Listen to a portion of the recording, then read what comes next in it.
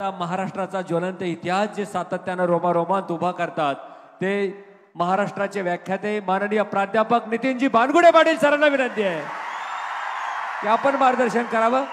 प्रचंड टाळ्यांच्या गजरामध्ये आपण बानगुडे सरांचं स्वागत करणार आहोत। व्यासपीठावर येण्याची बानगुडे सरांना विनंती आहे, टाळ्यांचा गजर आपण करायचा आहे।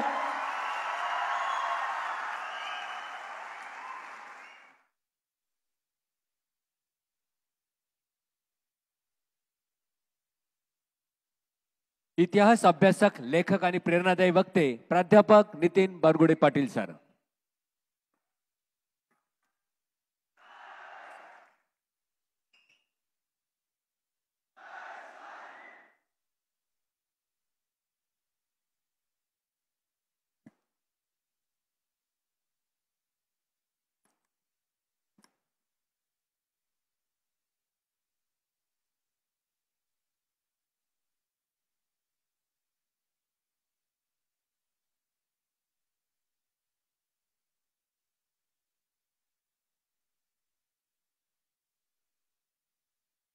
अमृत वाहिनी, बस नाम ही काफी है।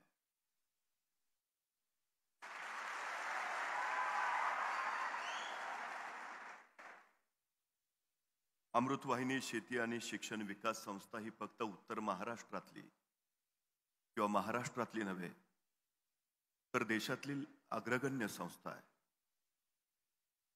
दृष्टी साऱ्यांकडे असते, दूरदृष्टी मात्र क्वचित आढळते। अशी दूरदृष्टी ज्यांच्या ठायी होती ते सहकार महर्षी भाऊसाहेबजी थोरात यांना अभिवादन करतो। आजच्या सोहळ्यासाठी उपस्थित मान्य डॉक्टर जयश्रीताई थोरात, मान्य शरयूताई देशमुख, सन्मान्य सुधाकरजी जोशी, अनिलजी शिंदे, प्राचार्य doctor Venkatesh sir, Dhumal sir, उपस्थित सर्व प्राध्यापक आणि आपण विद्यार्थी मित्र हो। खरं तर महाविद्यालयाचा असा एखादा सोहळा पाहिला की मला माझ्या महाविद्यालयाची आठवण येते। ज्यावेळी मी माझ्या महाविद्यालयात शिकत होतो त्यावेळी पक्या नावाचा माझा एक मित्र होता। एके दिवशी महाविद्यालयात गेल्यावर हा पक्या मला भेटला। म्हटला, तुला कळलं का? म्हटलं काय? म्हटला, कॉलेजमध्ये आज माझा सत्कार आहे। मला काही कळेना, माझ्या बरोबर एका बेंचवर बसणारा पक्या आज अचानक सत्काराच्या पात्रतेचा कस काय झाला? मी त्याला विचारलं, म्हटलं तुझा सत्कार काय?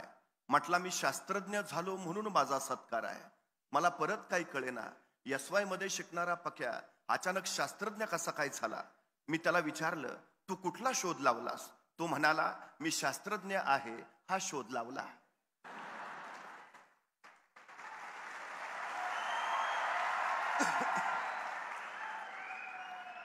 पण महाविद्यालयात सत्काराची तयारी चालू होती, त्यामुळे विश्वास ठेवणं भाग होतं। मी त्याला खोदून विचारलं, बाबर तू कुठला शोध लावला? तू शास्त्रज्ञ कसा झाला? त्यावर तो मला म्हणाला, माझं नाव काय? म्हटलं पक्या।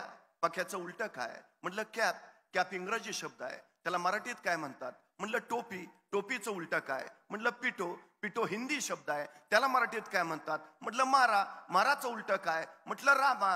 कोण आहेत? म्हटलं श्रीराम, देव आहेत। देवचं उलट काय? म्हटलं वदे। वदे संस्कृत शब्द आहे, त्याला मराठीत काय म्हणतात? म्हटलं बोले। आणि बोलेचं उलट काय? म्हटलं लेबो। तर लेबो हे शास्त्रज्ञाचं नाव आहे आणि ते माझ्या नावापासून सुरू झालंय म्हणून मी शास्त्रज्ञ आहे।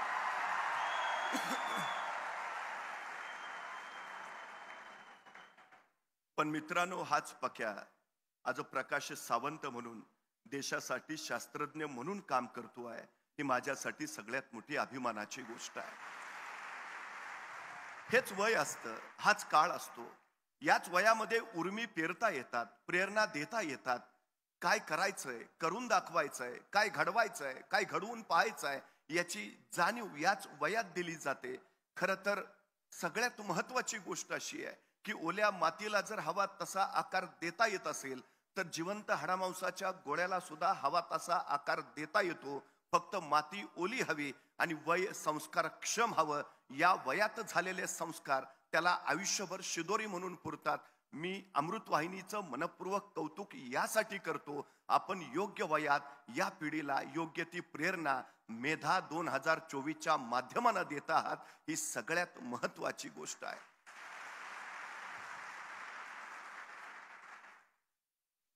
खरं तर एक गोष्ट आपण लक्षात ठेवली पाहिजे. ज्या माणसाला क्षणाची संधी करता येते आणि संधीचं सोनं करता येतं, त्याला यश जिंकता येतं. ही सगळ्यात आणि सगळ्यात महत्वाची गोष्ट आहे. पण दुर्दैवानं अनेकांना वेळेचं मोल आणि वेळेचं महत्व कळत नाही. ही अलीकडची सगळ्यात मोठी अडचण आहे. वेळ काही लोकांना पुरत नाही, तर काही लोकांचा सरत नाही. वेळ साठवता येत नाही, वेळ घड्याळ बंद करून वाचवता येत नाही, वेळ गोठवता येत नाही, वेळ कुणाला उसना देता येत नाही किंवा वेळ कुणाकडून उधार घेता येत नाही. वेळ एकदाच हाताशी येतो. ज्याला त्याचा उपयोग करता येतो तो यशस्वी होतो. ही सगळ्यात महत्वाची गोष्ट आहे. 5 वर्षाचं महत्व जर तुम्हाला माहिती करून घ्यायचं असेल तर निवडणुकीत पराभूत झालेल्या एखाद्या उमेदवाराला विचारा, 5 वर्ष किती महत्वाचे असतात. एका वर्षाचं महत्व जर तुम्हाला माहिती करून घ्यायचं असेल तर नोकरीला मिळालेल्या एखाद्या बेरोजगार युवकाला विचारा, 1 वर्ष किती महत्वाचं. तो वर्षाच्या महिन्याच्या पगाराचा आकडा काढेल, सांगेल माझं वर्षाचं एवढं नुकसान झालं. त्यावेळी आम्हाला कळेल एका वर्षाचं महत्व. एका महिन्याचं महत्व जर तुम्हाला माहिती करून घ्यायचं असेल तर मातृत्वाच्या वाटेवर असणाऱ्या एखाद्या स्त्रीला विचारा, 9 महिन्यातला 1 महिना सुद्धा किती महत्वाचा. मग कळेल आम्हाला एका महिन्याचं महत्व. एका आठवड्याचं महत्व जर तुम्हाला माहिती करून घ्यायचं असेल तर एखाद्या साप्ताहिकाच्या संपादकाला विचारा, 1 आठवडा किती महत्वाचा. एका दिवसाचं महत्व जर तुम्हाला माहिती करून घ्यायचं असेल तर मजुरीनं मिळालेल्या एखाद्या बेरोजगार युवकाला विचारा, 1 दिवस किती महत्वाचा. मजुरी अभावी खोपटातली चूल ज्यावेळी पेटत नाही आणि चुलीतली आग ज्यावेळी पोटात पेटते त्यावेळी तो सांगेल तुम्हाला 1 दिवस किती महत्वाचा. एका तासाचं महत्व जर तुम्हाला माहिती करून घ्यायचं असेल तर जगजेते अलेक्झांडरला जाऊन विचारा. जगाचा बादशाह होता, जगाचा सम्राट होता, पण मृत्यूशाहीवर पडला होता आणि आपल्या वैद्याकडे केविलवाणी प्रार्थना करत होता की फक्त एक तास मला जगवा. त्या जगजेते अलेक्झांडरला विचारा, 1 तास किती महत्वाचा. एका मिनिटाचं महत्व जर तुम्हाला माहिती करून घ्यायचं असेल तर अमेरिकेच्या वर्ल्ड ट्रेड सेंटरवर ज्यावेळी विमान हल्ला झाला, तो विमान हल्ला होण्यापूर्वी त्या इमारतीतनं फक्त 1 मिनिट आधी सुरक्षित बाहेर पडलेल्या एखाद्या इस्माला विचारा, 1 मिनिट किती महत्वाचा. आणि एका सेकंदाचं महत्व जर तुम्हाला माहिती करून घ्यायचं असेल तर ऑलिम्पिक मध्ये एका सेकंदासाठी सुवर्ण पदक हुकलेल्या एखाद्या धावपटूला विचारा, 1 सेकंद किती महत्वाचा. मग सेकंदा, मिनिटात, तासा, दिवसाचं मोल जर एवढं असेल तर आमच्या वाट्याला आलेल्या आमच्या आयुष्याचं मोल आणि महत्व किती असेल हा सगळ्यात महत्वाचा विषय आहे. ज्याला स्वतःच्या वेळेचं मोल कळालं, त्याला स्वतःच्या आयुष्याचं महत्व कळालं. ही सगळ्यात महत्वाची गोष्ट आहे. आज भारत हा जगातला सगळ्यात तरुण देश मानला जातो. भारताचं सरासरी वय आज 28 वर्ष आहे. जगाच्या पाठीवर सगळ्यात तरुण देश म्हणून तुमच्या माझ्या देशाचा उल्लेख होतो. एकीकडे चीनचं सरासरी वय 47 वर्ष आहे, अमेरिकेचं सरासरी वय 46 वर्ष आहे, रशियाचं सरासरी वय 40 वर्ष आहे, कॅनडाचं सरासरी वय 42 वर्ष आहे, तर जपानचं सरासरी वय 49 वर्ष आहे. या विकसित देशांच्या पार्श्वभूमीवर भारत हा सगळ्यात तरुण देश आहे हे आपल्या लक्षात यायला हवं. दुसरीकडे 15 ते 18 वर्ष या वयोगटात या देशात तब्बल 10 कोटी लोकसंख्या आहे आणि 15च्या आत 36 कोटी लोकसंख्या आहे. म्हणजे 18 वर्षाच्या आत या देशामध्ये 46 कोटी लोकसंख्या आहे. या 46 कोटी लोकांना, मुलांना जर योग्य शिक्षण मिळालं, जर त्यांना स्किल्ड बनवण्यात आलं तर या देशाला महासत्ता होण्यापासून कुणीही रोखू शकत नाही. ही सगळ्यात मोठी वस्तुस्थिती आहे. पण आज दुसरा विषय असा आहे की या 46 कोटी मुलांच्या शिक्षणाची नेमकी व्यवस्था काय आहे? त्यांना स्किल्ड बनवलं जातंय का? आज देशामध्ये 42% तरुण बेरोजगार आहेत, त्यांना नोकऱ्याच नाहीत. जॉबलेस ग्रोथ हे देशापुढच्या अर्थव्यवस्थेचं सगळ्यात मोठं संकट असतं. आम्ही मुलं उभा करतो आहोत, संख्या सांगतो आहोत, पण दुर्दैवानं ही ग्रोथ जर जॉबलेस असेल तर त्याचा देशाला काही मात्र उपयोग नाही. ही सगळ्यात महत्वाची गोष्ट आहे. पण दुसरीकडे 42% बेरोजगार असताना 45% जागा कुशल लोक नाहीत म्हणून रिक्त आहेत. ही बाब सुद्धा आम्ही लक्षात घेतली पाहिजे. म्हणजे जे हवे आहेत ते आम्ही उपलब्ध करत नाहीत आणि जी संख्या आहे त्यांना नोकऱ्या उपलब्ध नाहीत. अशा दुहेरी संकटात आम्ही अडकलोय. ही आमच्या अलीकडच्या शिक्षणाची सगळ्यात मोठी अडचण आहे. आमच्या शिक्षणापुढचं सगळ्यात मोठं ध्येय काय आहे? नोकरी मिळवणं. मी पुन्हा पुन्हा सांगतो, आम्ही जर नोकरीसाठी शिक्षण घेत असू तर आम्ही नोकरच बनणार. पण आम्ही स्वतःला घडवण्यासाठी आणि राष्ट्र उभारण्यासाठी जर शिक्षण घेणार असू तर आम्ही मालक होणार. हे आम्ही पहिल्यांदा लक्षात घेतलं पाहिजे. आम्हाला नोकर व्हायचंय की आम्हाला मालक व्हायचंय, हा सगळ्यात महत्वाचा आमच्या पुढचा प्रश्न आहे. त्यामुळे एक स्किल्ड तरुणाई तयार करणं हे उद्याच्या आमच्या देशाला महासत्ता बनवण्यासाठी अत्यंत गरजेचं आहे. अमृत वाहिनीमध्ये वेगवेगळ्या क्षेत्राप्रांतातली अशी स्किल्ड तरुणाई तयार केली जाते. हे या संस्थेचं सगळ्यात मोठं वैशिष्ट्य आहे. शेतीपासून शिक्षणाच्या वेगवेगळ्या प्रांतामध्ये आपण कार्य करतात, हे अत्यंत गरजेचं. पण दुसरी महत्वाची गोष्ट अशी आहे, मी वेळेचं मोल आणि महत्व यासाठी सांगितलं की आपल्याकडे फार कमी वेळ शिल्लक राहिलाय. आज 15 वर्ष ते 59 वर्ष या वयोगटातली आमच्याकडे 63% लोक आहेत. म्हणजे देशात जेवढी लोकसंख्या आहे त्या 100% लोकसंख्येपैकी 63% लोक हे 15 ते 59 या वयोगटातले आहेत. हाच वयोगट क्रयशक्तीचा असतो. हाच वयोगट उत्साहानं जल्लोषानं भरलेला असतो. हाच वयोगट काहीतरी नवं करू पाहतो. हाच वयोगट क्रांती घडवतो. हाच वयोगट देशाच्या अर्थव्यवस्थेला बळकटी देतो आणि हाच वयोगट नवनिर्माण करतो. पण 2036 साली ही संख्या पीक पॉइंट वर पोहोचेल, म्हणजे 65% होईल आणि त्याच्यानंतर मात्र देश वृद्धत्वाकडे वाटचाल करायला लागेल. म्हणजे आज 2024 आहे. 2036 पर्यंत आमच्याकडे असलेल्या तरुणाईचा योग्य वापर जर आम्ही केला तर आम्हाला महासत्ता होता येईल. मात्र 2036 पर्यंतचा वेळ जर आम्ही वाया घालवला तर मात्र दुर्दैवानं हा देश म्हातारा तर होईलच, पण या देशाला भविष्य नसेल. हे सुद्धा आपण लक्षात घेतलं पाहिजे. ही 12 वर्ष तुमच्या माझ्या राष्ट्रासाठी आणि वैयक्तिक जीवनासाठी सुद्धा अत्यंत महत्वाची आहेत. त्यामुळे या 12 वर्षातला प्रत्येक क्षण आणि क्षण कारणे लावणं हे आपलं अत्यंत महत्वाचं काम आहे. पण तरुणाईची गोष्ट काय, आज देशातली 7 करोड मुलं फक्त ऑनलाईन व्हिडिओ गेम मध्ये पूर्ण बर्बाद झालेली आहेत. ही अलीकडची सगळ्यात मोठी वस्तुस्थिती आहे. म्हणजे रोजचे 1.5 GB आणि सगळे बिझी. आम्ही कुठल्या दिशेनं जाणार आहोत हा विचार एकदा या टप्प्यावर आम्हाला करणं हे अत्यंत गरजेचं आहे. हे आम्ही लक्षात घेतलं पाहिजे. खरं तर एक गोष्ट अशी आहे, आमच्या तरुणाईमध्ये प्रतिभा नाही का? आहे. आमच्या तरुणाईमध्ये बुद्धी नाही का? प्रचंड आहे. आज जर सगळ्यात महत्वाची माझी खंत जर कुठली असेल तर आज आमची सगळी भारतीय मुलं इतर देशांच्या अर्थव्यवस्था बळकट करतायत. आज ऍपल मध्ये 35% भारतीय मुलं काम करतात. मायक्रोसॉफ्ट मध्ये 34% भारतीय मुलं काम करतात. IBM मध्ये 28% भारतीय मुलं काम करतात. इंटेल मध्ये 17% भारतीय मुलं काम करतात. आणि अमेरिकेच्या अंतराळ संशोधन संस्था म्हणजे नासा मध्ये 36% भारतीय मुलं काम करतात. मग ते इतका प्रचंड इनोव्हेशन त्या त्या क्षेत्रात देतात. ही मुलं या देशासाठी ते इनोव्हेशन का देऊ शकत नाहीत हा सगळ्यात महत्वाचा प्रश्न आहे. म्हणजे इथं त्यांना संधी मिळत नाही का? इथं त्यांना ते कार्य करता येत नाही का?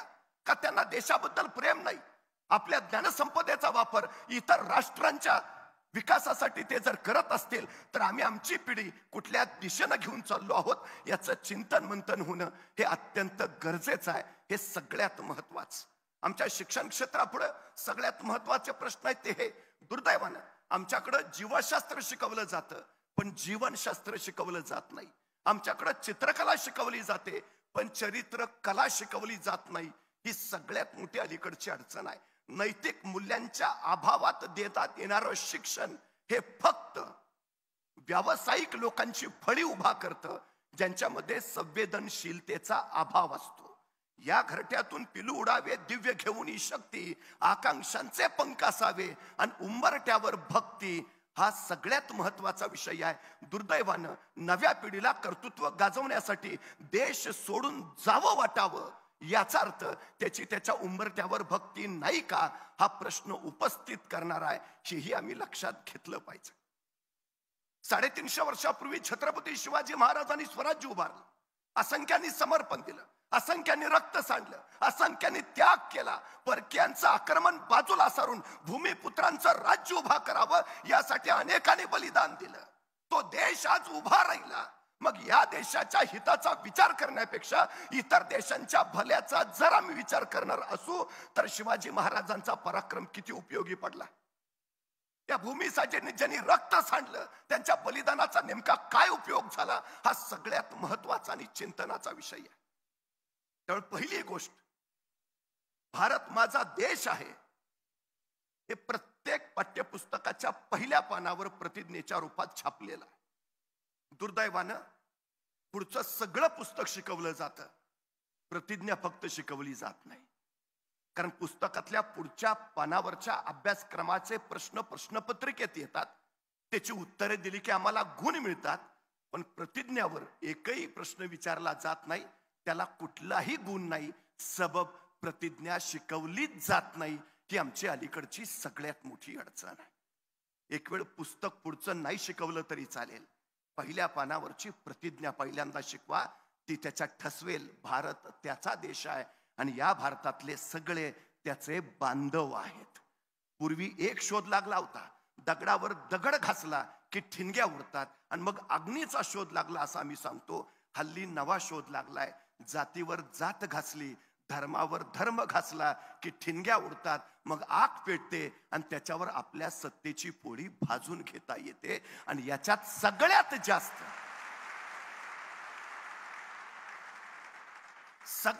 जास्त पुढं असतो तो माझा तरुण असतो. ही सगळ्यात मोठी अडचण आहे. का महत्वाची आहे प्रतिज्ञा? हे सगळे बांधवच आहेत हे त्याला एकदा कळू द्या.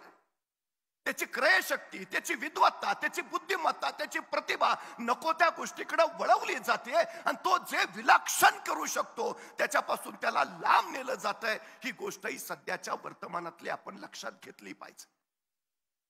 एक साधा विचार आहे, तुम्हाला निर्णय घेता येतो?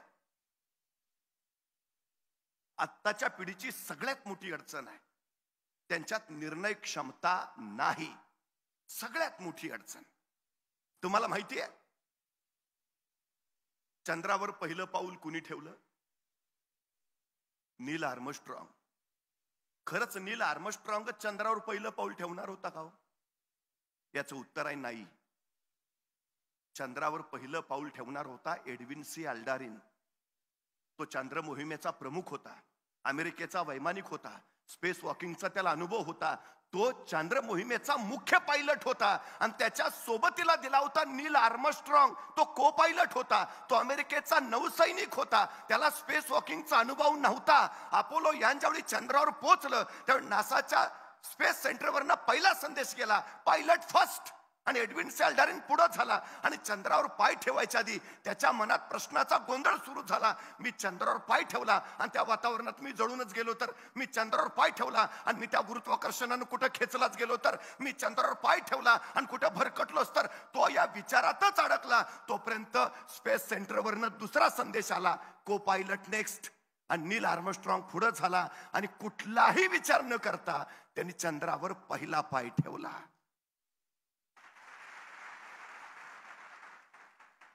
म्हणजे एडविन सी अल्डारिन मध्ये क्षमता आहे, प्रतिभा आहे, सामर्थ्य आहे, सगळं आहे. फक्त त्याला योग्य वेळी निर्णय घेता आला नाही. म्हणून तो या सगळ्या कीर्तीपासून बाजूला फेकला गेला. आणि नील आर्मस्ट्रॉंगनं पटकन निर्णय घेतला, कृती केली, तो यशस्वी झाला. सगळ्यात महत्वाची गोष्ट, भारतीय मुलं मागं पडायचं एकमेव कारण आहे निर्णय क्षमतेचा अभाव. त्याला निर्णयच घेता येत नाही. ही अलीकडची आमची सगळ्यात मोठी अडचण आहे, सगळ्यात मोठी. एखाद्या मुलाला मी विचारतो, बरं काय ठरवलंय? नाही, चाललंय ना. हो पण काय बनायचंय? काय नाही, बघूया ना. हो पण कधी? नाही नाही, चाललंय ना. अरे हो ना, पण जे ठरवलंय ते नाही झालं तर? नाही, पप्पा म्हणलेत माझ्या जागेवर चिटकवतो. आमचं टार्गेट काय आहे? आमचं ध्येय काय आहे? आम्ही काय ठरवतोय? सगळ्यात मोठी आमची अडचण आहे. एक गोष्ट लक्षात घ्या, पटकन निर्णय घ्या आणि कृती सुरू करा.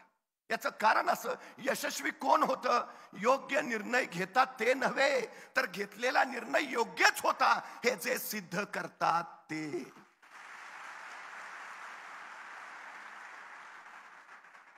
त्यामुळे निर्णय योग्याला यशस्वी व्हाल आणि चुकला अनुभव घ्याल, अडचण काय आहे, तोटा कुठं आहे, पण पटकन कृती. त्याच्यासाठी सगळ्यात महत्वाचं आहे तुमचं ध्येय. ते काय ठरवलंय तुम्ही, काय करायचंय तुम्हाला. छत्रपती शिवाजी महाराजांचा सतत जागर करतो आम्ही. अवघ्या 35 वर्षात 750 वर्षाचं पारतंत्र्य हटवलंय त्यांनी. जगाच्या पाठीवर सगळ्यात कमी कालावधीत घडलेली क्रांती म्हणून शिवरायांच्या स्वराज्याचा उल्लेख आम्हाला करावा लागेल. अवघ्या 35 वर्षात, आणि तेही हाताशी काही नसताना शून्यातनं विश्व उभा केला. हे कशाच्या बळावर, का ठरलं, कधी यश मिळालं, कशामुळं? 12 वर्षाचे होते शिवराजे. शहाजी राजाने मासाहेब जिजाऊने एक विलक्षण निर्णय घेतला. स्वतःचा संसार बाजूला सारला आणि स्वराज्याच्या प्रपंचासाठी त्यांनी ठरवलं, थोरले पुत्र संभाजीराजे शहाजी राजांबरोबर बेंगलोरातच राहतील, ते कर्नाटकात राज्य विस्तार करतील, आणि धाकटे शिवबाराजे मासाहेब जिजाऊंच्या सोबत पुण्यात येतील आणि ते महाराष्ट्रात राज्य उभा करतील. आणि ठरल्यानुसार 12 वर्षाचे शिवबाराजे मासाहेब जिजाऊंच्या सोबत पुण्याकडे जायला निघाले. आता आपल्या या 12 वर्षाच्या पुत्राला एका पित्यानं काय द्यावं? आमचा पुत्र जर कुठं निघाला तर आम्ही काय देतो? डबा, वेळेवर खा. अधिकच काळजी असेल तर आई सांगते नीट जा, नीट ये. त्याच्यापेक्षा काळजी असेल तर आई सांगते बसमध्ये बसताना मधल्याच सीटवर बस. बाळ म्हणतं का? नाही, पुढनं कुणी ठोकलं तरी तू सुरक्षित, मागनं कुणी धडकलं तरी तू सुरक्षित. बाळा, तू जगला पाहिजे. शहाजीराजाने काय दिलं?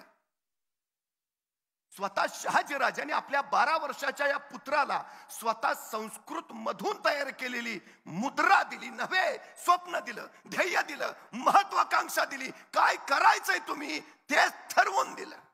काय होतं मुद्रेत? प्रतिपच्च चंद्र लेखेव वर्धिष्णू विश्ववंदिता शाह सुनो शिवासाईशा मुद्रा भद्राय राजते. एक पिता काय सांगतोय? प्रतिपदेच्या चंद्राच्या कलेकलेप्रमाणे तुमचं राज्य वाढत वाढत जाईल आणि एक दिवस ते विश्वाला वंदनीय होईल. अजून शोभाराजे बेंगलोरातच आहेत, ते पुण्यात जायचे आहेत, स्वराज्याला सुरुवात व्हायची आहे, आणि त्याच्या आधीच पिता म्हणतायत खात्री आहे आम्हाला, तुम्ही राज्य उभा करालच. शहाजीराजे असं नाही म्हटले जमेल का, कराल का, होईल का? सवालच नाही, जमणारच. मी वारंवार सांगतो, आमच्या पोरांच्या चुका काढण्यापेक्षा त्यांचं कौतुक करायची संधी शोधत चला, पोरं इतिहास घडवतील.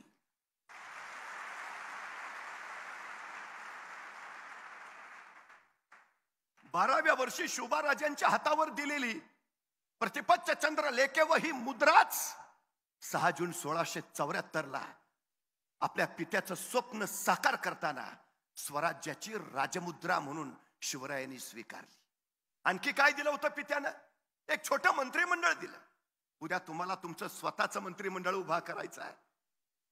आणि 12 वर्षाच्या असताना घेतलेलं छोट्या मंत्रिमंडळाचं रूपांतर राज्याभिषेकाच्या वेळी महाराजांनी अष्टप्रधान मंडळात केलं. ध्येय पूर्णत्वाला नेलं. आणखी काय दिलं होतं शहाजीराजांनी? भगवा ध्वज दिला होता आणि सांगितलेलं उद्याच्या उभा राहणाऱ्या तुमच्या स्वराज्याचा हा भगवा दौलत ध्वज असू द्या. पण त्याच वेळी शहाजीराजांनी सांगितलं, पण ध्यानी घ्या शिवबाराजे, हा भगवा पेलणं कुणालाही शक्य होत नाही. मनगटात रग आणि छातीत धग असावी लागते त्यासाठी. कारण हा भगवा साधा नाही, हा भगवा प्रभू श्री रामचंद्रांचा आहे, हा भगवा भगवान श्रीकृष्णांचा आहे, हा भगवा रामकृष्ण हरी म्हणत वारीला जाणाऱ्या वारकऱ्यांचा आहे, हा भगवा हर हर महादेव म्हणत रणांगणावर उतरणाऱ्या धारकऱ्यांचा आहे, हा भगवा शौर्याचा, पराक्रमाचा, भगवा त्यागाचा आणि समर्पणाचा. राजे, हा भगवा भगवा फडकत राहू द्या. शहाजी राजांनी ध्वज नव्हे, यशाचं सूत्रच शिवाजी महाराजांना दिलं. ध्येय गाठायचंय ना, पराक्रम दाखवावा लागेल. ध्येय गाठायचंय ना, शौर्य गाजवावं लागेल. ध्येय गाठायचंय ना, त्याग करावा लागेल. ध्येय गाठायचंय ना, समर्पण द्यावं लागेल. तेव्हा ध्येय सिद्धीस जाईल. 12 वर्षाचे शिवबाराजे असताना त्यांना ध्येय मिळालं. आणि 6 जून 1674ला त्यांनी ते प्रत्यक्षात उतरवलं. अवघ्या 35 वर्षाचा कालखंड आहे, 35 वर्षाचा. पण हे कशाच्या बळावर झालं? बोललो, ठरवलं, झालं असं होतं नाही हो. तुम्ही काम किती करता याला महत्व नाही, तुम्ही काम कसं करता हेही महत्वाचं नाही, तुम्ही तुमच्या कामाचं नियोजन कसं करता हे फार आणि फार महत्वाचं आहे. 50 वर्षाचं आयुष्य आहे महाराजांचं, पण या 50 वर्षाच्या आयुष्यात एकही घटना अशी नाही, एकही प्रसंग असा नाही की ज्याचं महाराजांनी नियोजन केलं नाही. अहो ते जाऊ द्या, आईच्या गर्भात असतानाच ज्यांच्या आयुष्याचं नियोजन ठरलंय असे जर दुसरे कुणी महापुरुष या सृष्टीत अवतरले असतील तर छत्रपती शिवाजी महाराजांशिवाय दुसरं नाव नाही. जन्माला यायच्या आधीच ठरलंय का जन्माला यायचंय, जन्माला यायच्या आधीच ठरलंय जन्माला येऊन काय करायचंय. 50 वर्ष एकही घटना नाही ज्याचं महाराजांनी नियोजन केलं नाही. एक साधी गोष्ट सांगतो. 10 नोव्हेंबर 1659 महाराजांनी प्रतापगडावर अफजल खानाचा कोतळा बाहेर काढला. अफजल खानाचा कोतळा बाहेर काढायला महाराजांना फक्त 2 मिनिटं लागली, पण या 2 मिनिटाच्या यशस्वीतेसाठी महाराजांनी तब्बल 1 वर्ष नियोजन केलं होतं. तब्बल 1 वर्ष. तुम्हाला जे ध्येय गाठायचं आहे त्याच्यासाठी तुम्ही किती नियोजन करता? 40,000ची फौज घेऊन अफजल खान आलाय. 40,000. महाराजांनी आपल्या लोकांना सांगितलं आपली फौज गोळा करा. तानाजी कामाला लागले, सैन्य गोळा झालं. महाराजांनी विचारलं किती झाले, आणि तानाजी म्हणाले जी 7,500. 7,500? तान्हा, खानाचे 40,000 आहेत, आपले एवढेच. अरे पण खान 40,000 फौजनिशी आहे. महाराज होती नव्हती तेवढी सगळी गोळा करून आणल्यात. रानावनातली डोंगरदऱ्यातली गुरामागची पण धरून आणल्यात.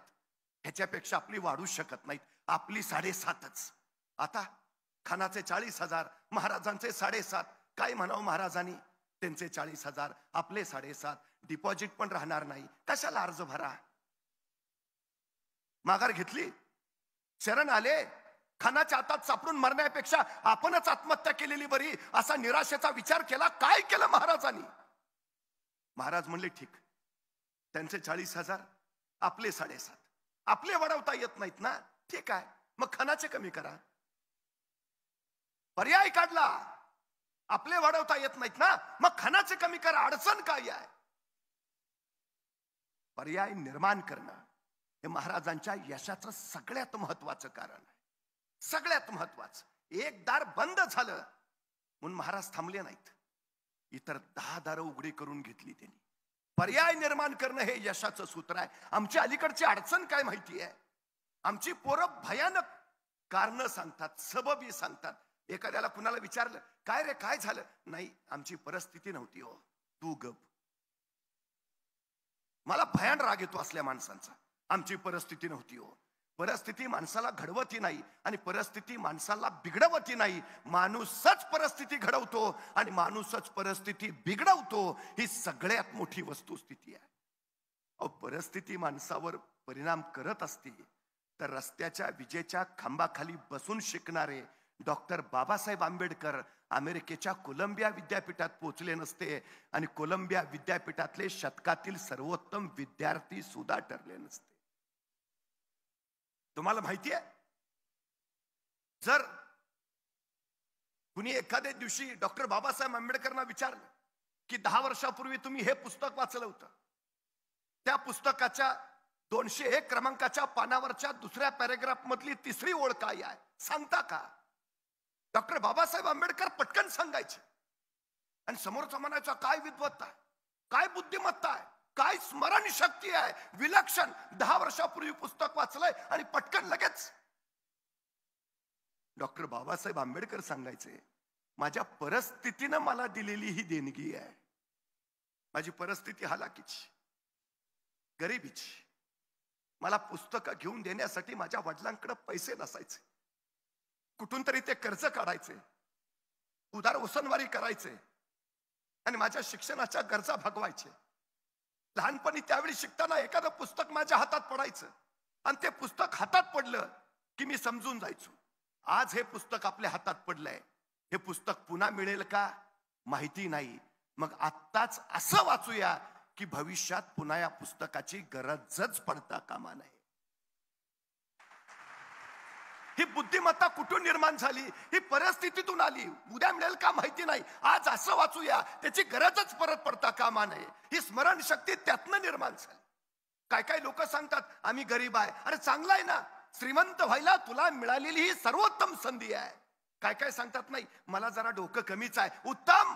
बुद्धिमान व्हायला तुला मिळालेली ही सर्वोत्तम संधी आहे. अरे स्वतःच्या कमतरतांवर रडतो कसला? कमतरतांना बलस्थान बनवा आणि त्याच्या बळावर स्वतःच्या कर्तृत्वाचा ध्वज फडकवा. हे यशाचं सूत्र आहे. महाराजांनी ते केलं. त्यांचे 40,000 आपले 7.5. आपले वाढवता येत नाही, त्यांचे कमी करा. आणि काय करामत केली मराठ्यांनी? 40,000 फौज वाईच्या पसरणीच्या घाटात पसरली, 20,000 उठलीच नाही. पर्याय पर्याय. सगळ्यात महत्वाची गोष्ट, मी नेहमी एक गोष्ट सांगतो. एक राजा होता. त्या राजाच्या समोर 2 कैदी आणले. राजाने आरोप ऐकले आणि शिक्षा सुनावली. मरेपर्यंत फाशी. फाशीची शिक्षा ऐकल्याबरोबर एक कैदी तिथं चक्कर येऊन पडला. दुसरा कैदी मात्र न्यूटन असल्यासारखा विचार करत बसला होता. पहिला शुद्धीवर आला तरी दुसरा न्यूटनच. मग पहिल्याने विचारलं तू शिक्षा ऐकली नाही का? तो म्हटला ऐकली की. मग तुला भीती नाही वाटली? अरे फाशी झाली, आपल्याला मरणार आहे आपण. तसा तो कैदी म्हणला ते फाशी बिशीचं सोड रे. गेले वर्षभर माझा उडणारा घोडा तयार करायचा प्रयोग चाललाय. प्रयोग अंतिम टप्प्यात आहे. आता काही दिवसात माझा घोडा आकाशात उडेलच. पण नेमकी फाशीची शिक्षा झाली. ते फाशीचं काय नाही रे, आता माझ्या प्रयोगाचं काय होणार त्याची मला काळजी आहे. त्या कैद्याने विचारलं उडणारा घोडा? घोडा कधी उडतो का? तेच सांगतोय ना, प्रयोग अंतिम टप्प्यात आहे. त्यांची चर्चा राजाने ऐकली. राजा म्हणला काय काय म्हणला? उडणारा घोडा? डोक्यावर पडलाय का? घोडा कधी उडतो का? तसा तो कैदी म्हटला महाराज मरणारा माणूस खोटं नाही बोलत. अहो फाशीची शिक्षा दिली मला, कशाला खोटं सांगेन? गेले वर्षभर माझा प्रयोग चाललाय, प्रयोग अंतिम टप्प्यात आहे. आता काही दिवसात माझा घोडा आकाशात उडेलच. नेमकी तुम्ही मला फाशीची शिक्षा दिली. महाराज माझ्या घोड्याचं बाजूला ठेवतो, मला फक्त 1 वर्ष द्या. ह्या 1 वर्षात मी तुमच्या घोड्याला आकाशात उडायला शिकवू शकतो.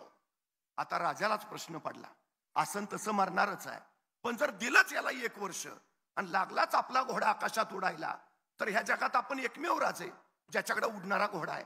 राजा म्हणला ठीक ठीक ठीक, चल दिलं दिलं दिलं, तुला 1 वर्ष दिलं. त्या कैद्याला 1 वर्ष मिळालं.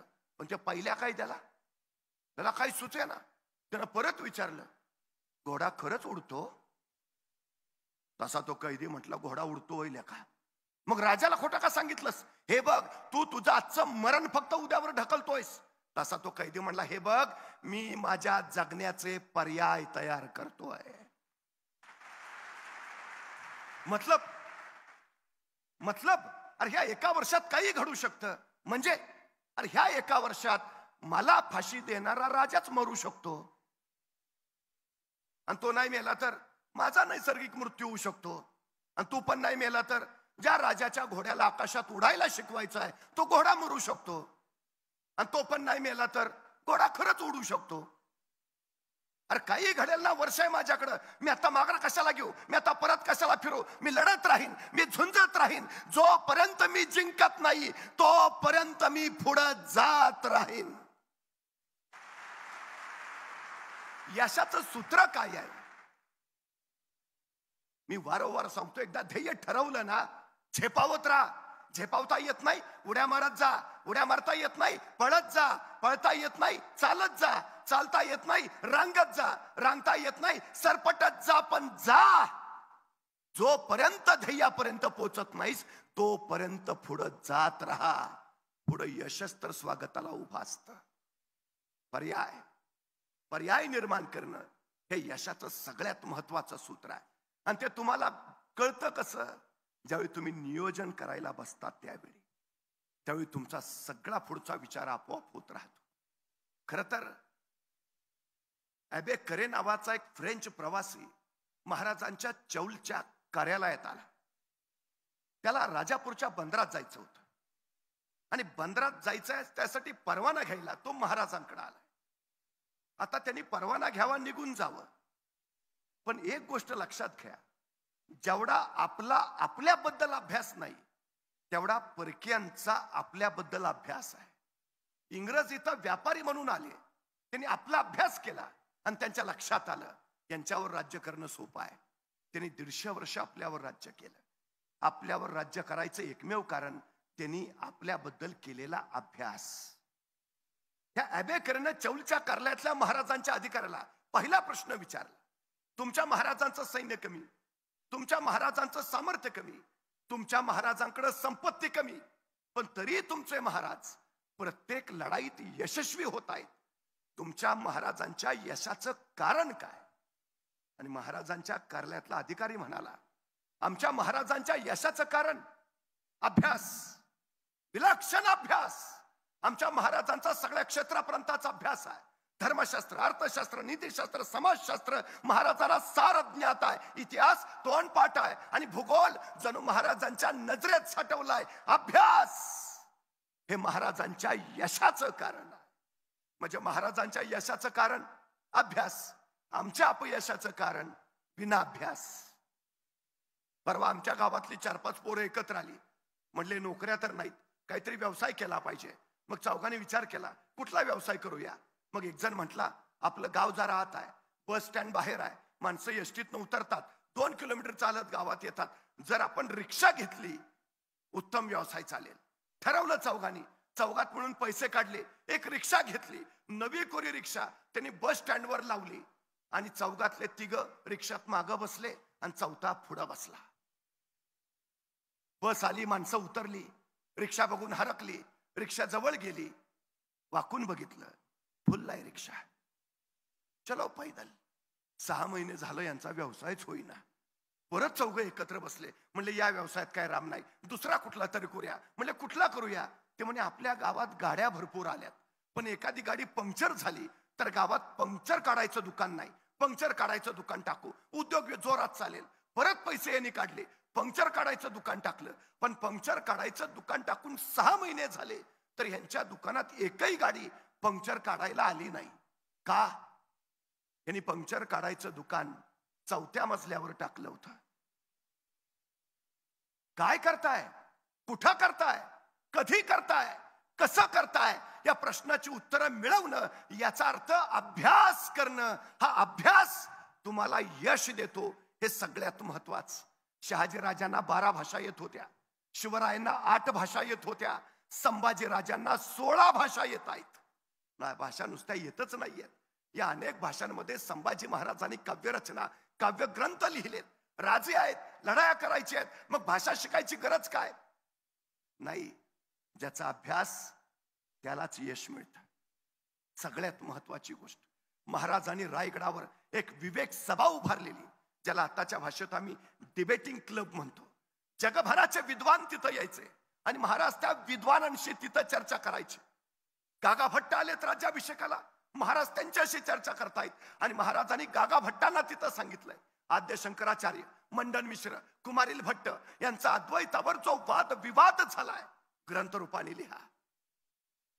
महाराजांना शंकराचार्य माहिती आहेत, महाराजांना मंडन मिश्र माहिती आहे, महाराजांना कुमार भट्ट माहिती आहे, महाराजांचा त्यांचा वाद संवाद कशावर झाला ते माहिती आहे. लिहा, ग्रंथ लिहा.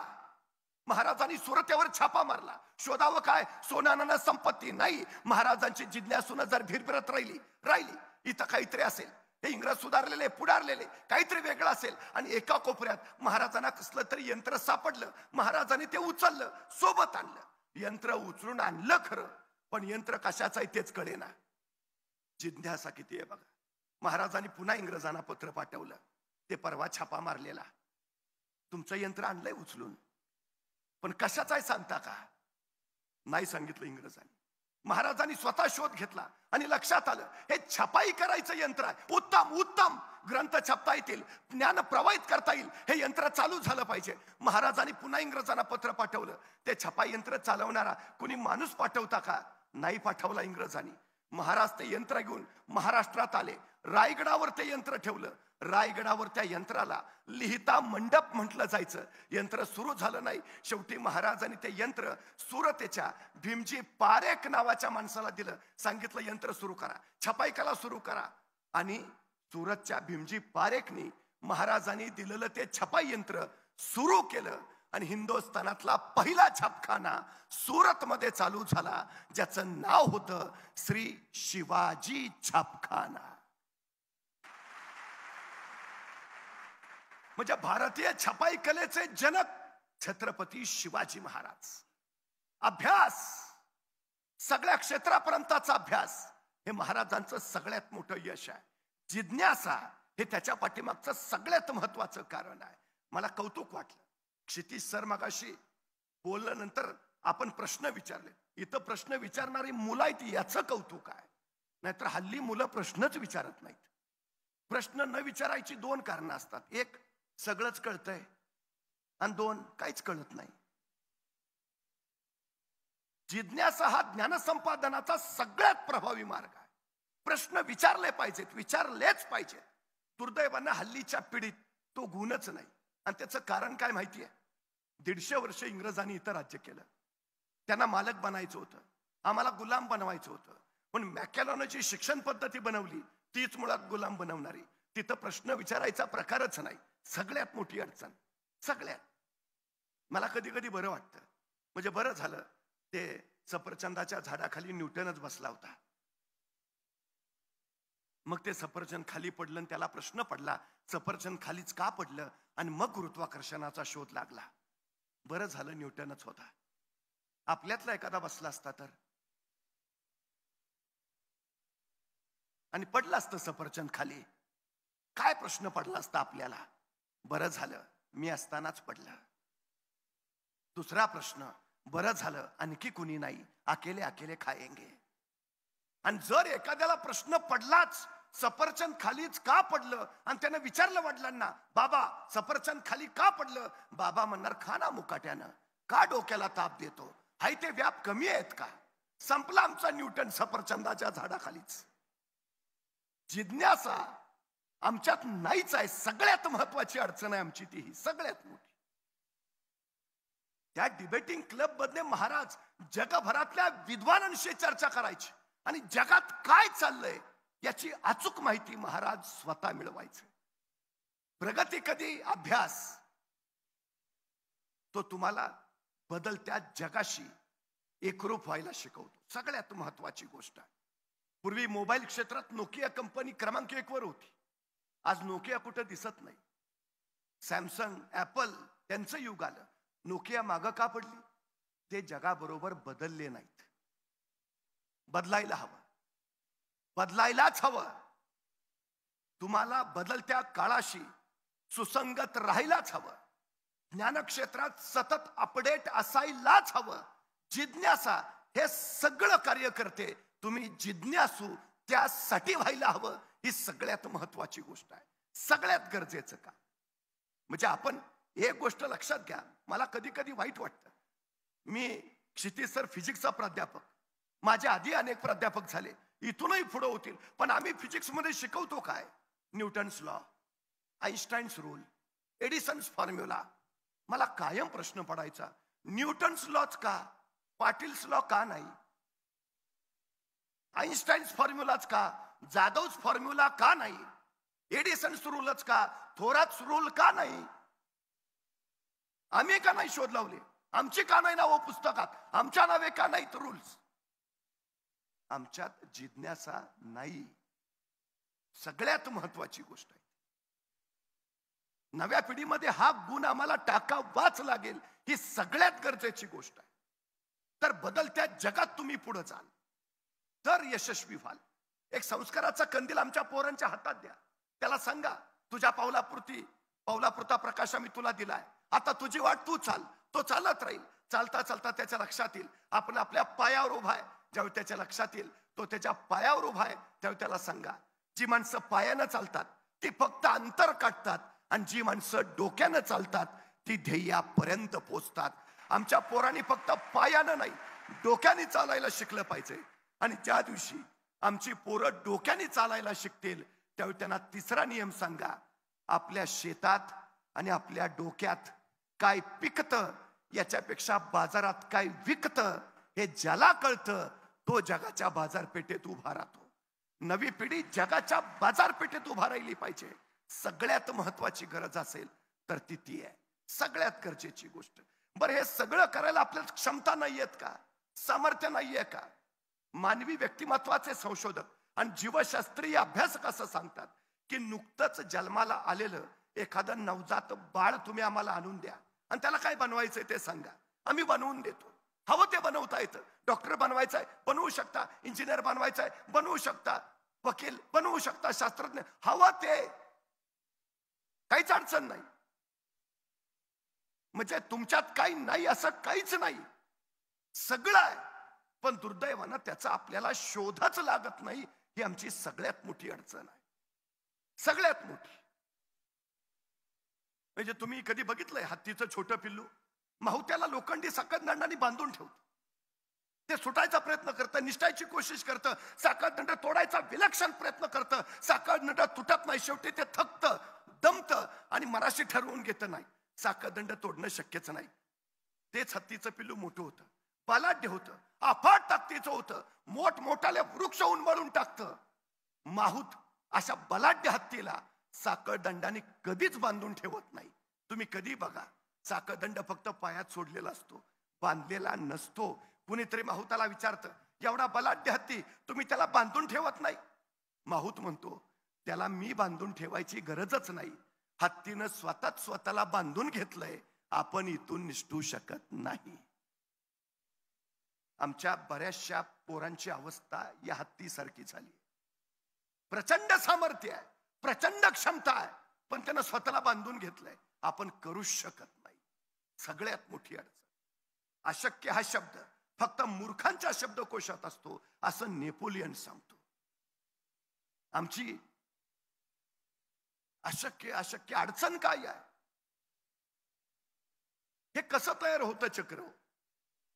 तुम्हाला माहिती आहे, मूल लहान असतं, रांगत असतं, घरात आई असते, स्वयंपाक करत असते आणि अचानक आईची नजर चुकून ते मूल अंधाराच्या दिशेने झेपावतं. आईचं लक्ष जातं, आई संतापते, ए नको जाऊ, अंधारात भाऊ असतो, नाही जायचं.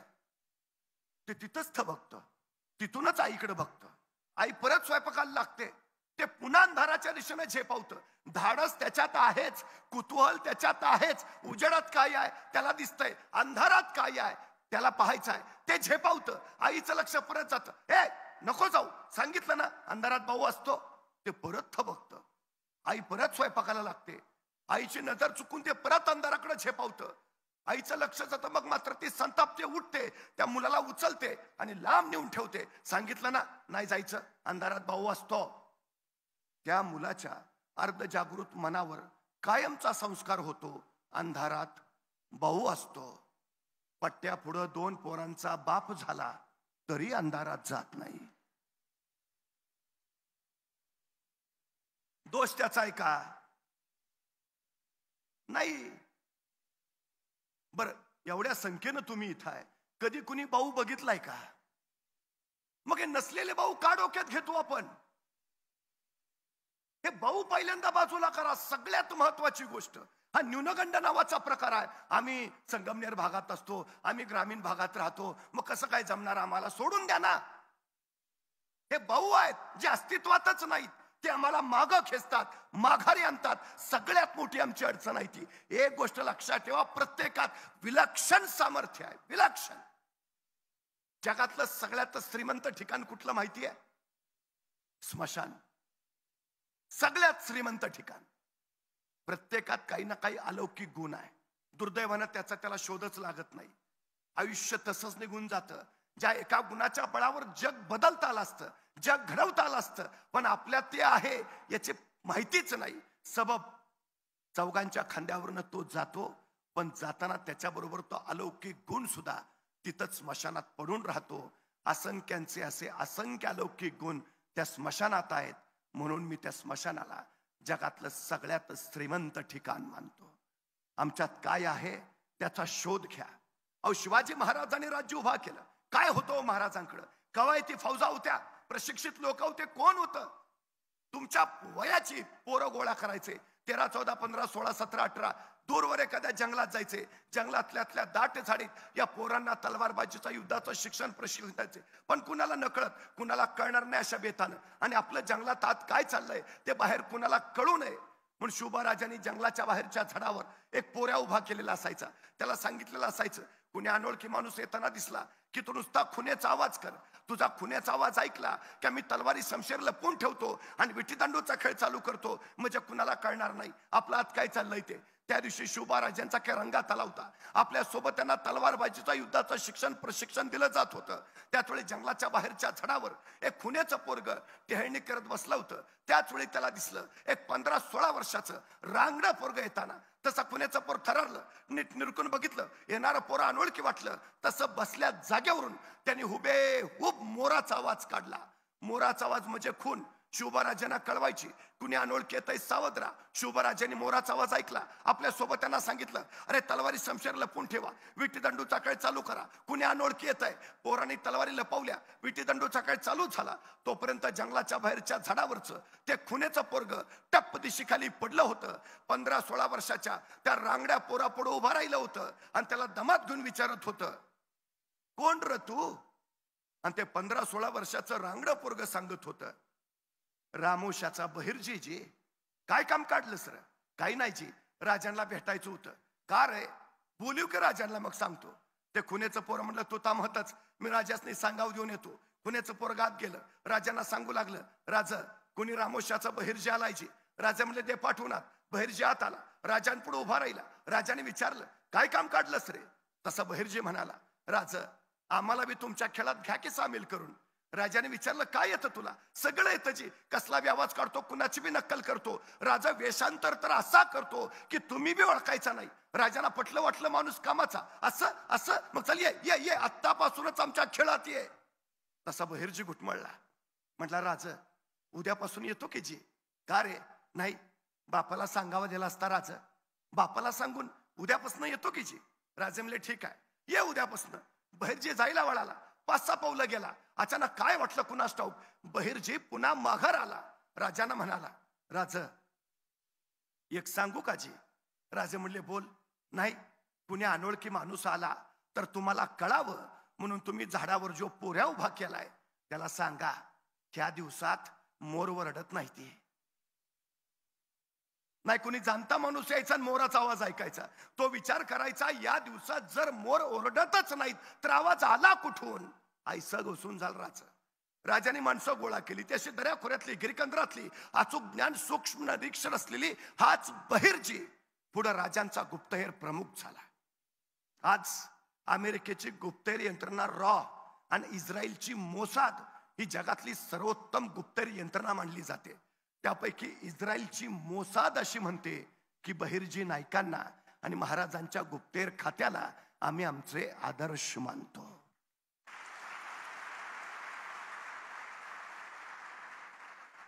म्हणजे रानावनातला एक रामोशाचा पोर जगभराच्या गुप्तहेर यंत्रणेचा आदर्श होतो. आहे ना, काही ना काही प्रत्येकात आहे. दुर्दैवानं आम्हाला त्याचा शोध लागत नाही, ही आमची अडचण आहे. म्हणजे जपान सारखं 10 कोटी लोकसंख्या असणारं राष्ट्र ऑलिम्पिक मध्ये 100 स्वर्ण पदक घेऊन जातं आणि 140 कोटी लोकसंख्या असणं आमचा देश कसा बसा एखादा स्वर्ण पदक आणतो. याचं कारण काय हो? याचं कारण आमच्यात क्षमता नाही असं नाही, आहे, पण ते आम्हाला सापडत नाही. ही आमची सगळ्यात मोठी अडचण आहे. एज्युकेशन हा 3 लॅटिन शब्दांनी मिळून बनलेला शब्द आहे. एज्युकेरे, एज्युकेअर आणि एज्युकेटम म्हणजे मुलांमधले सुप्त गुण शोधणं, त्या सुप्त गुणांचं संवर्धन करणं आणि त्यांना योग्य व्यासपीठ मिळवून देणं. या 3 क्रिया जिथे एकत्र घडतात त्याला एज्युकेशन असं म्हटलं जातं. खरंच आम्ही हे करतो का? आमच्यात सगळं आहे. अडचण आमची आता सध्याची आहे ती आहे. परवा एका मुलाला मी सहज विचारलं, काय रे 100 मीटर म्हणजे किती? तो 5 मिनिटं माझ्याकडेच बघत बसला. अरे म्हटलं 100 मीटर, त्याला कळेनाच काय. माझ्या लक्षात आलं काय झालंय ते. मी त्याला विचारलं, अरे काय खेळबिळ खेळतोस का नाही? म्हटलं सगळे खेळ खेळतो, क्रिकेट खेळतो, फुटबॉल खेळतो, व्हॉलीबॉल खेळतो, बॅडमिंटन खेळतो. म्हटलं एवढे सगळे खेळ खेळतो, दिवसभर मैदानावरच असतोस का काय? तो म्हटला मैदानावर नाही, मोबाईलवर खेळतो. म्हणलं मग बरोबर आहे, तुला 100 मीटर अंतर कळणारच नाही. मग त्याला सांगितलं इथून तिथपर्यंतचे अंतर आहे, त्याला 100 मीटर म्हणायचं. पळशील का? तो 5 मिनिटं अंतरच बघत बसला. अरे म्हटलं पळशील का? करतो प्रयत्न. अरे तुला काय 5 किलोमीटर सांगतोय का पळायला? 100 मीटर पळायचं आहे, पळशील का?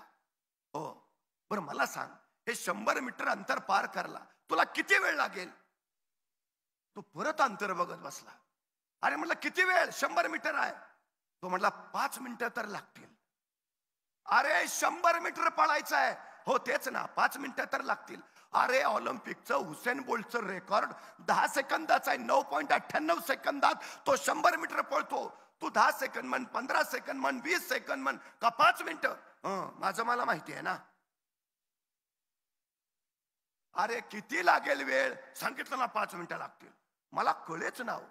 पण तेवढ्यात त्याचा एक मित्र धावत आला. ए पळ, कुत्रा पिसाळलाय. एवढ्या भयान वेगात पळत सुटला. 7 सेकंदात 100 मीटर. मी त्याला म्हटलं तू हुसेन बोल्टचं रेकॉर्ड मोडलंस.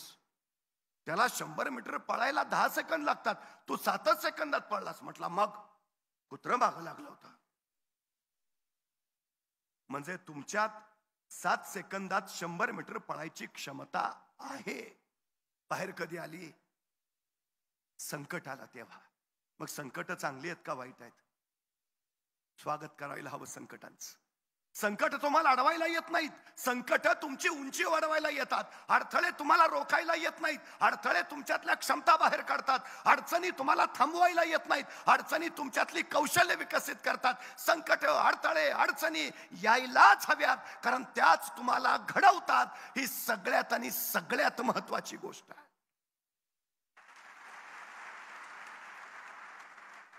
ज्याच्यावर घाव जास्त त्या दगडानं समजून जावं आपल्यातनं सुंदर मूर्ती घडायची आहे. आणि ज्याला एकही घाव नाही त्यानं समजून जायचं आपल्याला पायाचा दगड होऊन पडायचा आहे. कळसावरच्या झेंड्यानं कायम फडफडतच राहावं लागतं. पण फडफडणं झेपत नसेल तर पायाचा दगड होऊन पडावं, त्याला कुणी हलवत नाही. काय व्हायचं आहे हे तुम्ही ठरवायचं आहे. सगळ्यात महत्वाची गोष्ट आहे ती. सगळ्यात या जगात तुमचा पराभव दुसरा कुणीही करू शकत नाही. या जगात फक्त तुम्हीच तुमचा पराभव करू शकता. या जगात दुसरा कुणीही तुम्हाला विजयी करू शकत नाही. या जगात फक्त तुम्हीच तुम्हाला विजयी करू शकता. हे पहिलं लक्षात असू द्या. असं कुठलंही सामर्थ्य, कुठलीच बाहेरची शक्ती नाही जी तुम्हाला अडवू शकेल, रोखू शकेल, थांबवू शकेल. अजिबात नाही. फक्त एक गुण तुमच्यात हवा. यशाला शॉर्टकट नसतो आणि कष्टाला पर्याय नसतो. तुमच्या यशाच्या वृक्षाची उंची किती वाढावी हे वृक्षावर अवलंबून नसतं. त्या वृक्षाच्या मुळाशी तुम्ही किती घाम गाळता याच्यावर ठरतं उंची किती वाढणार आहे. जितके अधिक कष्ट, जितका अधिक घाम गाळाल तितकी तुमच्या यशाच्या वृक्षाची उंची वाढेल. हे पहिलं लक्षात असू द्या. त्यामुळे कष्ट हेच तुमच्या यशाचं दुसरं नाव आहे. सगळ्यात महत्वाची गोष्ट चिकाटी, चिवटपणा हा खेळातनं येतो. संघभावना, नेतृत्व गुण, मनोधैर्य हे मैदानावर मिळतं. आमची मुलं नैराश्यात जात आहेत याचं कारण ती मैदानावर दिसत नाहीत. ही अलीकडची आमची सगळ्यात मोठी अडचण आहे. युवकांचं नैराश्य घालवायचं असेल, निराशा दूर पळवायची असेल तर प्रत्येकानं 2 तास मैदानावर घालवलेच पाहिजेत. हे पहिलं लक्षात असू द्या.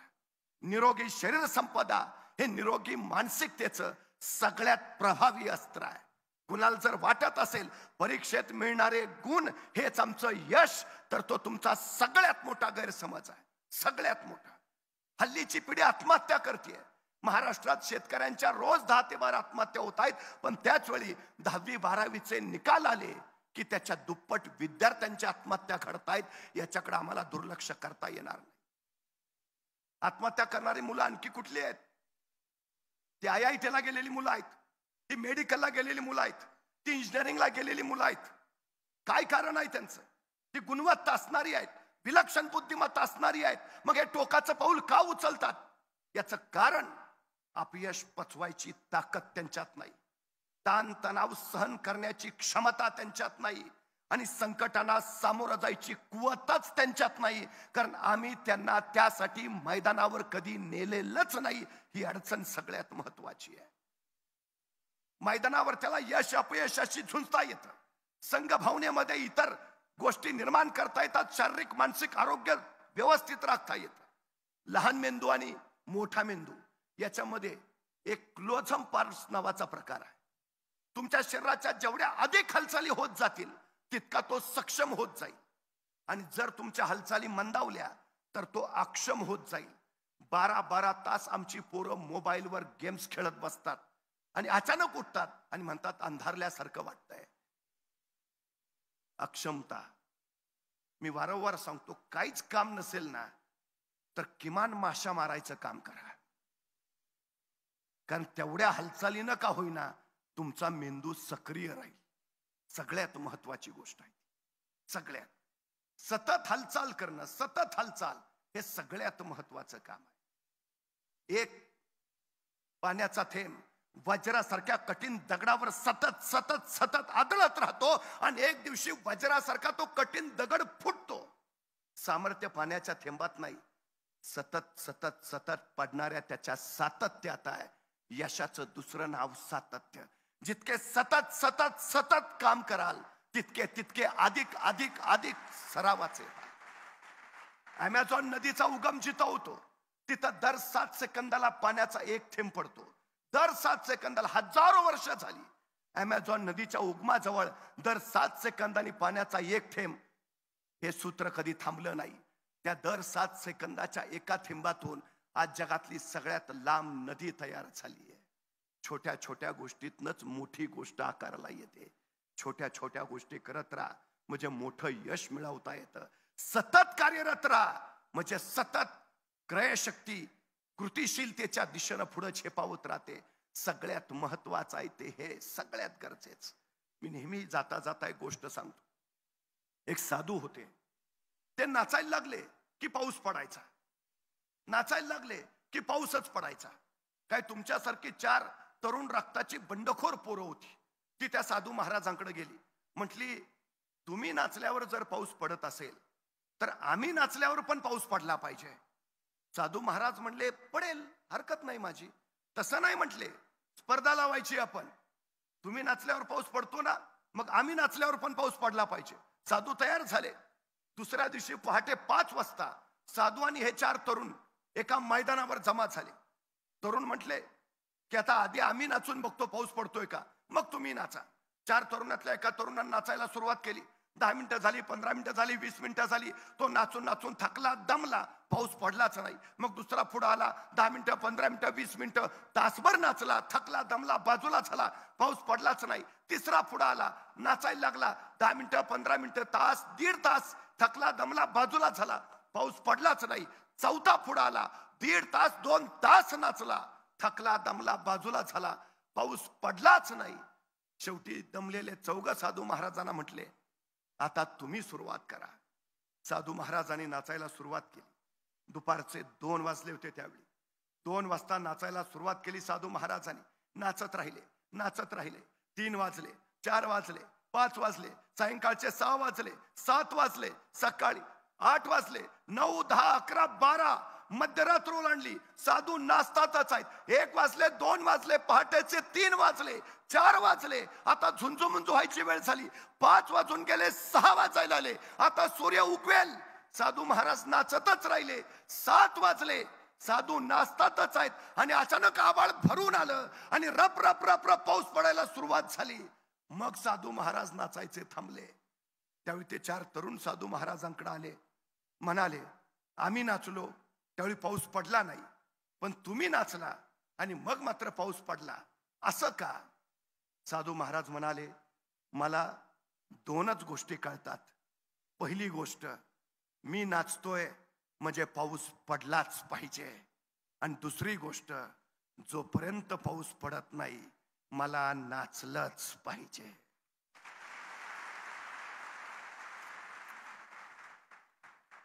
हे सगळ्यात मोठं यशाचं सूत्र आहे. सगळ्यात मोठं. तुम्ही अभ्यास करताय ना, ध्येय गाठलंच पाहिजे. आणि जोपर्यंत तुम्ही ध्येय गाठत नाही तुम्ही अभ्यास केलाच पाहिजे. हे यशाचं सर्वोत्तम रहस्य, सर्वोत्तम. छत्रपती शिवाजी महाराजांचं 50 वर्षाचं आयुष्य हे एका ध्येयानं, एका महत्वाकांक्षेनं झपाटल्यासारखं होतं. विश्रांती माहिती नाही. क्षण क्षण स्वराज्य हाच ध्यास आणि स्वराज्य हाच श्वास होता. ध्येय ठरलं होतंच. ते फक्त महाराष्ट्रापुरतं मर्यादित नव्हतं, व्यापक होतं, विलक्षण व्यापक होतं.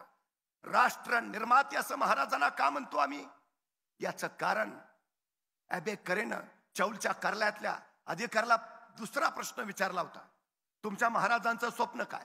तुमच्या महाराजांचं ध्येय काय? तुमच्या महाराजांची महत्वाकांक्षा काय? आणि तो महाराजांचा अधिकारी सांगत राहिला, आमच्या महाराजांचं स्वप्न, आमच्या महाराजांचं ध्येय, आमच्या महाराजांची महत्वाकांक्षा अहद तंजावर ते तहद पेशावर, सिंधू नदीपासून बंगालचा उपसागर अखंड स्वराज्य निर्माण करायचं आणि या स्वराज्यावर भगवा डौलानं फडकावत ठेवायचं. हे माझ्या राजांचं ध्येय आहे. केवढं विशाल आणि व्यापक आहे. आम्हाला ते व्यापक ध्येय घेऊन पुढे गेलं पाहिजे. छत्रपती शिवाजी महाराजांचा जागर आम्ही करतोच आहोत. पण एक गोष्ट लक्षात घ्या, आताचं राजकारण अर्थकारणावर अवलंबून आहे, पण महाराजांचं राजकारण हे नैतिक मूल्यांवर आधारित होतं. आम्हाला आमच्या जगण्याला त्या नैतिक मूल्यांचा आधार द्यावा लागेल. ज्या संस्थेमध्ये आपण शिकता आहात ती संस्था नैतिक मूल्यांवर आणि समाजाच्या कल्याणकारी धोरणांवर काम करते. या संस्थेला आणि आपल्या साऱ्यांना मनपूर्वक शुभेच्छा देतो आणि आपल्या सगळ्यांची रजा घेतो. धन्यवाद. धन्यवाद सर. सर एक मिनिट, मी डॉक्टर क्षितिज सर, डॉक्टर जयश्रीताई आणि शरोताईंना विनंती करतो की व्यासपीठावर यावं. गेली 1.5 तास प्रत्येकाच्या रोमारोमामध्ये ज्यांनी उत्साह निर्माण केला, सातत्य हेच यशाचं, जीवनाचं यश आहे हे सांगताना आपल्या सगळ्यांना भरभरून आणलं. याचबरोबर मेडिकल आणि इंजिनिअरिंग यांचा संगम सुरेख ज्यांनी सांगितला, या दोनही विविध क्षेत्रातील मान्यवरांना अमृतवाहिनीच्या वतीने आपण मानवंदना देणार आहोत. सर मी आपल्याला विनंती करतो, कृपया आपण पुढे यावं. सर सगळ्यांनी उभं राहून जोरदार टाळ्यांचा गजर करायचा आहे. माननीय प्राध्यापक बानगुडे सर आणि डॉक्टर क्षितिज सरांकरता ही अमृतवाहिनीची मानवंदना आपल्याला आहे. अत्यंत सुंदर व्याख्यान आणि जीवनाच्या यशाचं सूत्र या दोनही मान्यवरांनी आपण या ठिकाणी दिलेलं आहे. पुन्हा एकदा अमृतवाहिनीच्या वतीनं मी आपले मनपूर्वक आभार व्यक्त करतो आणि वोट ऑफ थँक्स अगदी वैष्णवी.